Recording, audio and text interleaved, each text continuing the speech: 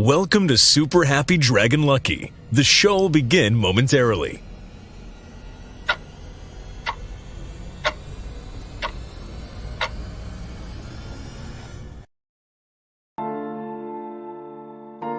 But why, some say, the moon? Why choose this as our goal? And they may well ask, why climb the highest mountain? Why, 35 years ago, fly the Atlantic? We choose to go to the moon. We choose to go to the moon in this decade and do the other thing. Not because they are easy, but because they are hard. Because that goal will serve to organize and measure the best of our energies and skills. Because that challenge is one that we're willing to accept, one we are unwilling to postpone, and one we intend to win. We choose to go to the moon.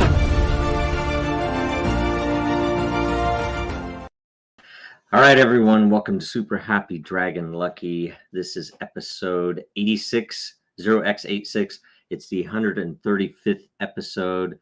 Reminder, none of this is financial advice. Mostly just talk about technicals and updates.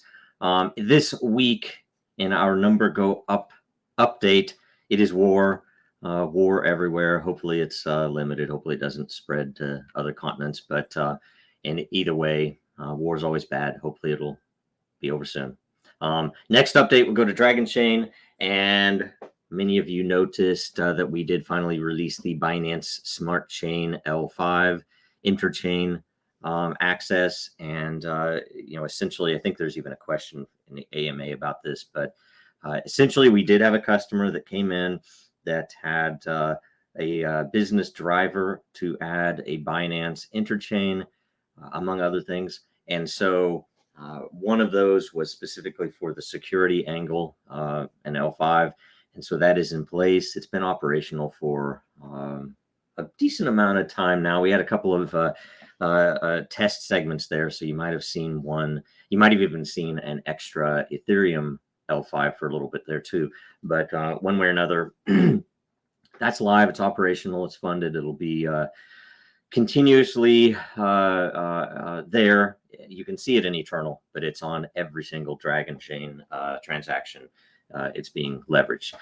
Rainmaker put that together. They have a lot of other interchain things that they're working on, specifically with tokens for their marketing campaigns. So I wouldn't be surprised if they have other interchain L5s that they end up wanting, and we might add some on our own. It depends. So anyway, that's in place. Go check it out. We have Bitcoin, Ethereum, and Binance Smart Chain now.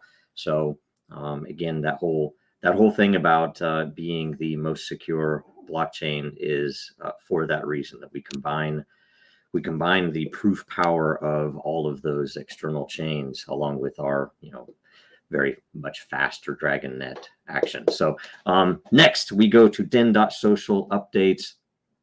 We have the March 2022 LCP layer creation process proposal phase is now open. So you have 1 week to make a proposal. Make sure your proposal is not duplicated as much as you can. Some overlap is fine, but do look through other proposals before you just throw one in, because it confuses people if there are too many of the same thing. And let's see here. That started today. It'll run for a week. Get your proposal in. Next week we'll start the commitment phase, where people will vote with lore on which proposals will win. We do have some related votes in the DENDAO, which, if you go to all DEN governance is now conducted in the DENDAO layer. So 2 of the new votes were related to the LCP, and both will be effective for the March 2022 LCP. The first one is that the top lore committed and the top 2 layer proposals by unique voters will win. So essentially it's an angle, and you can read about it, but to make sure that it's not that both categories aren't always won by the same proposal. It's an experiment. We have a couple of other ideas that maybe we'll try for April, or at least propose to try for April. The second new change is that there's an option to create any LCP layer proposal that doesn't win, as long as it has 8 unique voters. And it will cost, the fee is quite a bit more. Like, say, if you look, the 5th runner-up by the runners-up option is 1,000 matter. That with this option is 2,500 matter. So it's not cheap, and it's intended to be a signal to decide, maybe we need to open up more community layers. And we're hoping in the end to be able to automate that, so it'll just be part of the contract. But either way, right now, for this next layer, that is in effect. So when you are committing lore, take note that some of the smaller proposals or smaller, but maybe they're newer, that have not gotten as many votes yet, might still be created. And so it could be an interesting opportunity to get in on something that has a very small lot count. But anyway, pretty cool stuff. Also in DENDAO, we had a couple of other votes that were passed. The first was the priorities vote, which we expect to run this regularly. And we'll keep this ongoing list of features that people want, and we can keep adding to it and taking away. But in the very least, every time we release a new feature off of this list, we'll come back and say, okay, what's next? And the winners were chat and direct messaging and layer chat. And that development is active now. The second was matter lot swap. Very interesting potential feature. So I'm hoping, we see that soon. And then the third third and fourth were consensus visibility after a certain period of time, and a happy button, which you can go read about those. Pretty cool features. They would be very interesting. And this is to help us prioritize that the DAO itself can decide what development happens next.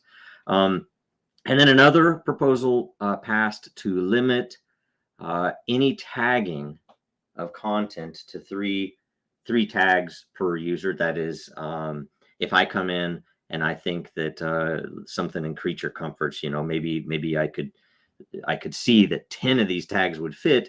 I have to pick the most appropriate 3, and somebody else comes in and they might pick a different 3, but right now, we're just seeing too much tagging spam, and it's not going to be useful when we add all of the filtering in. So one way or another, look at that. And I don't know when that will roll in. If it will roll in, it's a relatively simple fix. So if we could maybe fit it in during testing of chat, maybe, but we'll see. There's a lot of other stuff too. And otherwise, it'll just get added to the priorities list.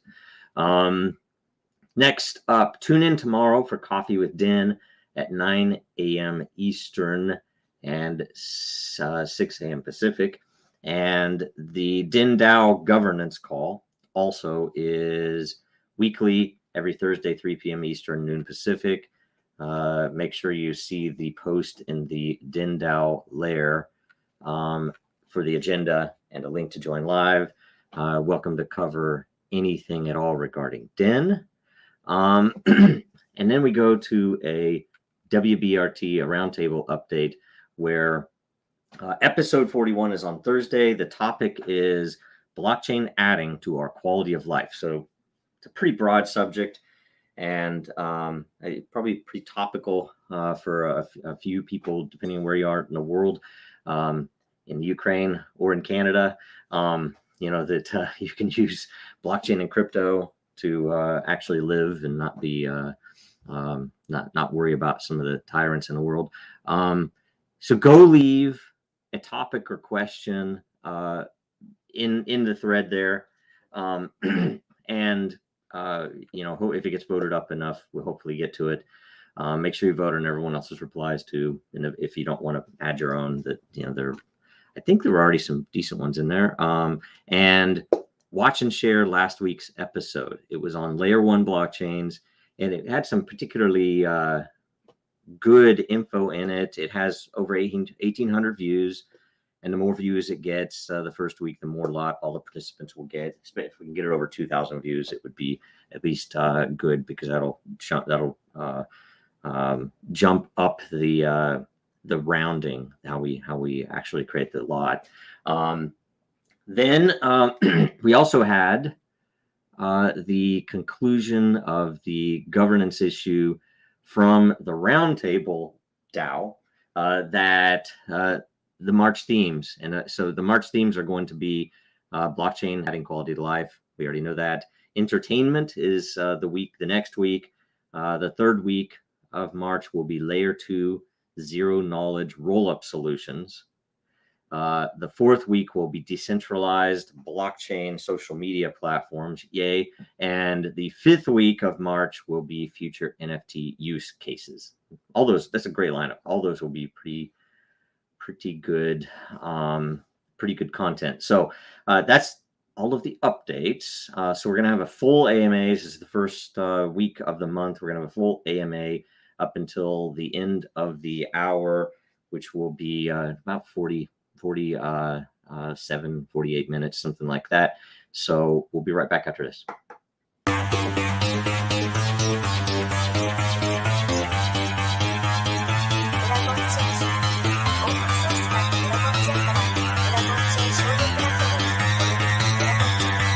Because that goal will serve to organize and measure the best. Adaptable, all capital, label radical yet rational. A tactical approach is palpable if this animal is fallible, but that conclusion is laughable. So with for all detachable from the mandible, you see it now. All right, so we refresh the questions to get the latest ordering. All right, so everybody will get one lot from the Dragonchain layer, as long as we answer the question, as long as it's not rude. All right, first up, Ryan the Mystic. Can you explain the relationship between Dragonchain Inc. and the Dragon Company? All right, so we explained this a long time ago, and it, I don't know how well it was spread or anything, but that we created the Dragon Company in order to have an operating entity that didn't have issues with banks and with crypto and everything else. So the Dragon Company is where all the employees are. It has all the proper agreements for IP, which would include the trademarks and the patents and everything else, perpetual and whatever all the legalese is. And the Dragon Company is where we make all of our partnerships and sell all of sell services and do things. Dragonchain Inc. is still there. The Dragonchain Foundation is still there, and they have mostly based upon when it happened. Various parts of the trademarks. That is, like the foundation itself owns the Dragonchain name at trademark, and Dragonchain Inc. I believe holds most of the patents, but it's in the end they're all licensed to each other. So that's the relationship, and there's nothing all that interesting going on there, except that it was what the lawyers advised, and what we are still running. So all types of, and we just moved the Dragon Company to Wyoming. That might be why it came up. And it had been a Washington entity for a few years. And Dragonchain Inc. is, I can't remember, I think it's in Delaware, but I don't know that. So anyway, next, GDEN.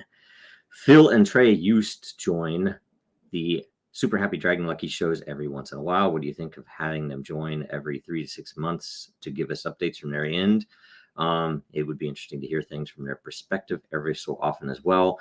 Yeah, I mean, I would be totally open to it. More than anything, we're kind of, we used to have this as more of an interview format, and we converted it to an updates format just to keep it simpler, not have to worry about getting guests and everything.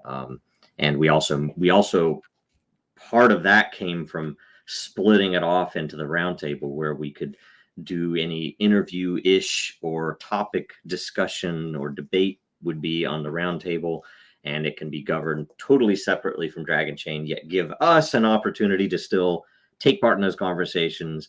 And if you've watched it, see how sometimes I get annoyed that it's a good, amazing opportunity, especially with the hosts that we have regularly, to get Dragonchain's or in some cases Den's view in on those discussions that are typically very, in my opinion, pigeonholed with the crypto groupthink. So one way or another, that's what that is. And in the very least, when we have something to announce in particular, or something major to announce, that's probably when we should have them on. So I agree.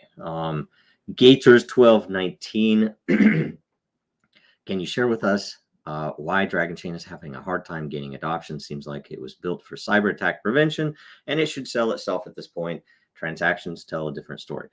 So I mean, this is one of the normal things that it's hard to answer, except, and you've heard me say this countless times, that this is the reason that crypto is so hard, because you have all of these tribal issues where attacks happen between projects, or not even necessarily between the projects themselves, but between people who are bag holders of competing projects, coming into Telegram, doing stupid things. But the fact that corporate America, or the corporate world, still does not understand what can be done with this technology, and we are doing our damnedest to get that information out. And FUD and everything else does nothing to help that. All it does is like, oh yeah, they're talking about tech. It's tech drama, but all of a sudden it's crypto drama, and I don't want anything to do with it. So half of the world doesn't understand it, and the other half has to contend with the fact that there's so much negative drama around it that a lot of them don't want to get involved. So it makes it really hard for a technologist. I'm not a fucking Goldman Sachs guy, right? I didn't come from that world. And so, if you're wanting that stuff, go somewhere else. That this is all about tech. We've sold it that way from the fucking beginning. And if you aren't interested in that, then please leave. Okay. And if you are interested in that, then stop bitching and start helping. If it is easy to sell, if you can't understand why it hasn't sold,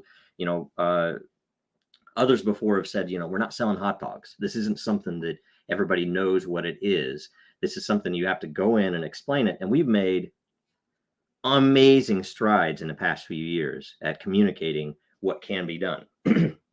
But every time we have to worry about outside FUD and drama and people getting, other than that, it's harder than hell to sell to the government or to corporate America. It is really, really long sales cycles. And so all we have to do is survive.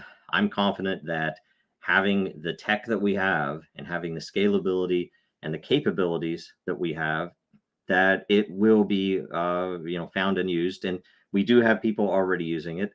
We do have contracts in the mix that are, getting ready, people trying to get the funding in place, all the rest of it. So do whatever you want to do.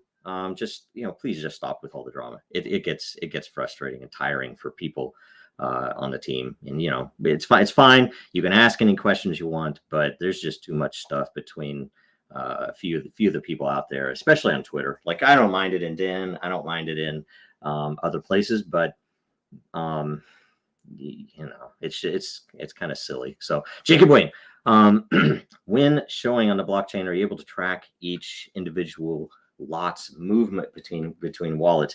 Like, if I have 100,000 lot in a layer and buy 20,000 more from person B, then sell 40,000, 20,000 of that may or may not have been the 20,000 from person B, but I imagine it can be complicated when you have tons of movement between individuals. So on the first, before I get to side note, the tracking between is all balance based. So it's relatively simple inside a Den. Like, say if I tipped if I tipped 2 lots to you, it will show up in your account and you will be rewarded for having that lot. And I don't know if it's immediate or if it has the 7-day delay, but the rewards for that lot will be given to the new holder of that lot. If it is on the outside and you have a claimed wallet, I do believe that it does watch that wallet. So if you bought, you know, 100,000 lot from someone outside of Den and moved it into your wallet that is already claimed, I do believe that it will see it. And I think it does a nightly snapshot. We can check into that if you care about that. And then a side note, I know we can't do it on Den platform yet, but wondering how it works in technical aspect. Yeah, on the platform itself, it'll be for this question, it would be the same as a tip, you know, that somebody moves it to your account. That's all the system cares about. It doesn't care about how it came in. And, you know, what we would be doing in that case is just putting an interface in there where people can exchange NFTs for, it's essentially in-game tokens for a skin is the best model I could think of. And the pricing will be interesting where we aren't going to make it so that it's, how do I say? So it's just an arbitrary price that, you know, it'll be tied to the amount that the matter produces over time. Anyway, so that was pretty good. Snapshot. Hi, Joe. I'm wondering if we can get an official Dragonchain roadmap for 2022. This will give the community an idea of where we are going, what to look forward to, and will make Dragonchain's success for the year measurable. It's a surefire way to combat FUD. I don't know if I agree with that, and keep us who are invested informed. Could we get this by the start of the second quarter, please? So we do, you know, we're not building anymore. This is an operating project and platform. And we do have multiple shows that we go over and ask questions like this, and that we go over, you know, updates. And the updates include things we have done, projects that we are involved in, partnerships and so on. But it also includes very often a discussion of what we are working on. And, you know, it might have even been last week that we talked about the things and the vision of some changes and refactoring that is going on with Core. That we have some new partnerships that are interested in various things, and we have some long running, how do I say, vision to improve a couple of parts of the system so that it is even easier for devs to use. It's not even just a theoretical; it'll be a very direct approach to improving the developer interface itself. So all that's going on right now. For roadmap, the issue, and you know, we saw this even at the beginning. We put out a roadmap that went. It was quite a long while. It was over a year, and we met every single item on the roadmap, and still people bitched, right? It never ends. So it doesn't matter. You put a roadmap out, people are still going to complain. In fact, in the case where you have to pivot, especially now, where we have customers who will come to us and say, oh, I need this. I need it yesterday.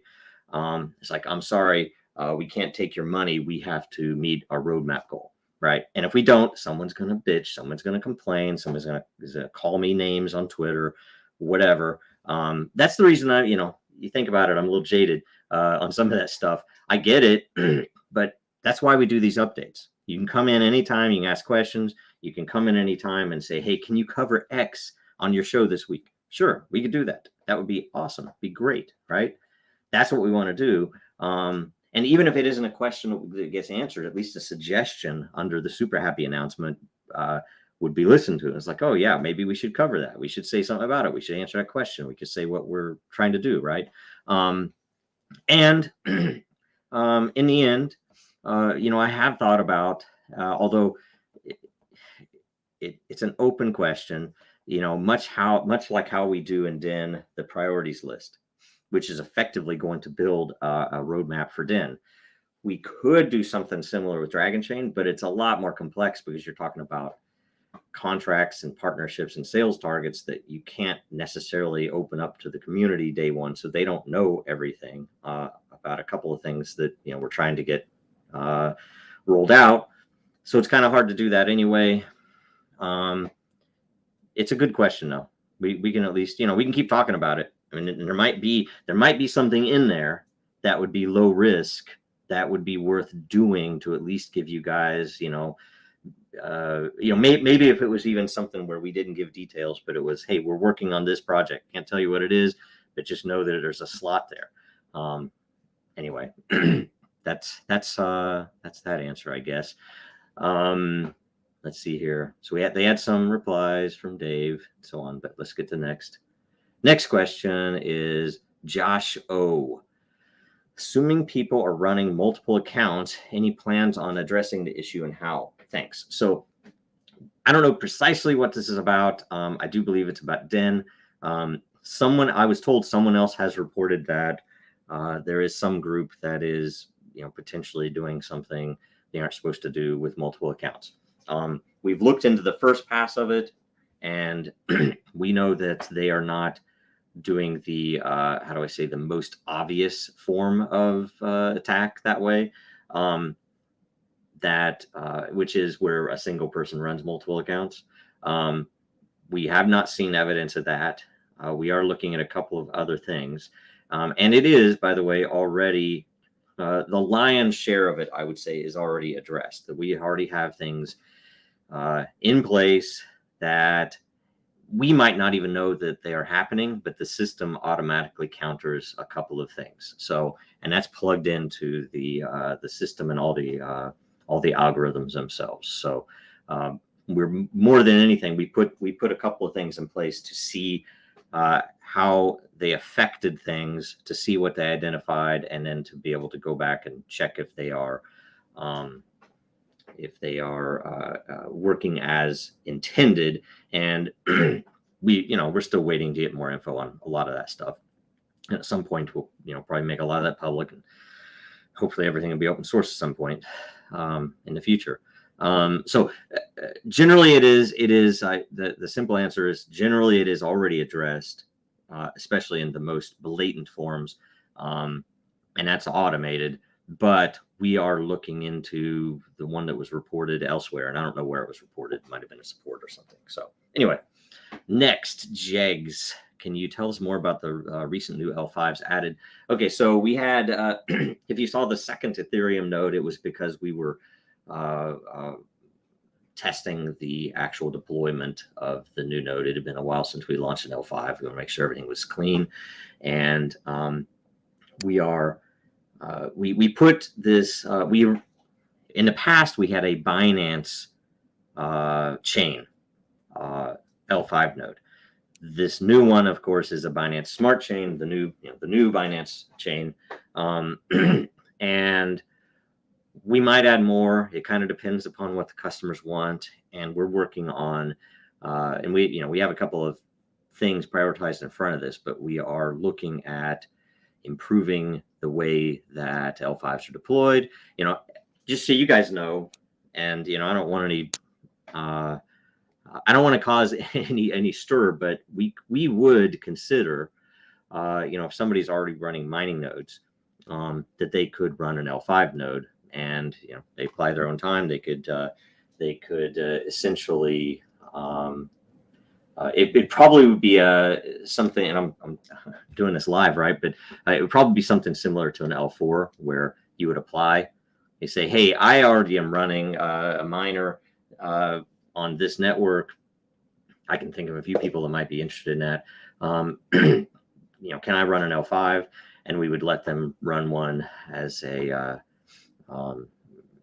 on-prem node, and it would be registered, and they could effectively have one of the few L5s. That could be a cool thing.